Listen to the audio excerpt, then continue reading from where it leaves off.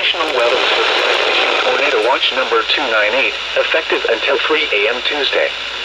This watch includes the following counties in Illinois: Macoupin and Montgomery.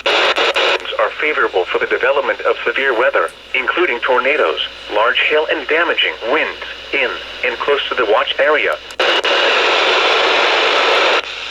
While severe weather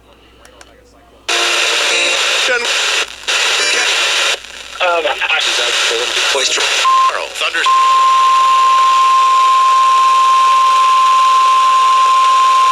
The National Weather Service has issued Tornado Watch number 298, effective until 3 a.m. Tuesday.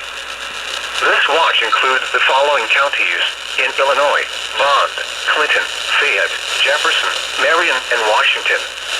Remember, a tornado watch means the conditions are favorable for the development of severe weather, including tornadoes, large hail and damaging winds in and close to the watch area.